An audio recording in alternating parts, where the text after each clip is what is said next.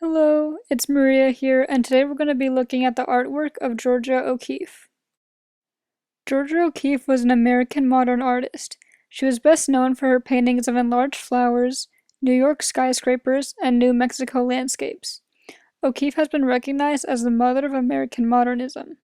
She studied nature while simplifying it, making it more monumental and symbolic. In her flower studies, she focuses on the essence of the flower and its architecture. Therefore, she often paints it as an enlarged fragment. Today, you're going to be doing the same. So choose a flower and plan out how zoomed in you want it to be. The more zoomed in it is, the more abstract it will look. It's a good idea to start with the thumbnail and keep your reference in front of you the whole time.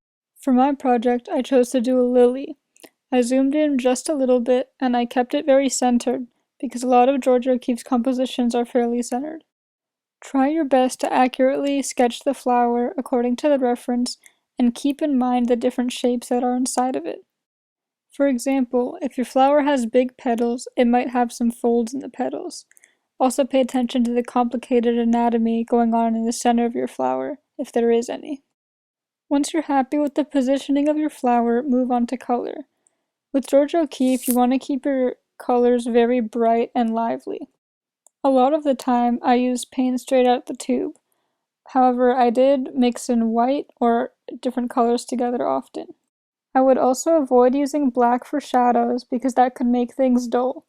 Instead, try using a brown or a blue, mixed with other colors. What I noticed about Georgia O'Keeffe's flowers is that she has very precise edges, but besides that, all of her colors are blended together very smoothly. Try to replicate this as best you can. And really have fun with the colors. You can get really bright even if it's not very accurate to the reference. For example, I chose to use a lot more vibrant yellows and oranges than what showed up in my reference. But you should still stay true to the essence of the flower. You don't want to paint a completely different type of plant. You don't have to get extremely detailed with every little bump or bit of texture, but remember that you're still trying to make this look 3D.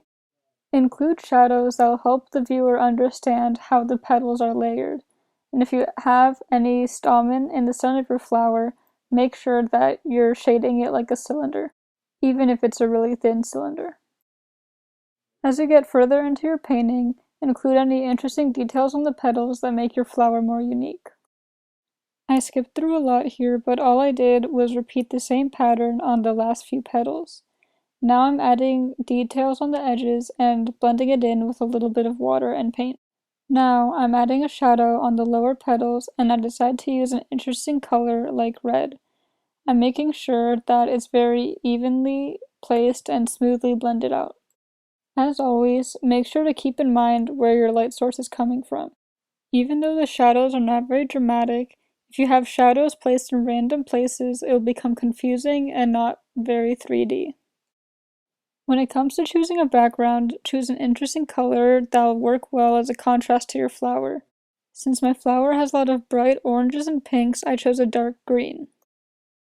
Using a smaller brush, I'm going into the detail at the center of my flower. Georgia O'Keeffe took very special care in painting the complicated anatomy of a flower, so try to do the same. You don't want to have just a bunch of gibberish in the center. Be sure to add some subtle shading and make sure that it's all coming from the same light source. Finally, I'm just adding some finishing touches on the petals, and I'm done. Now, it's your turn.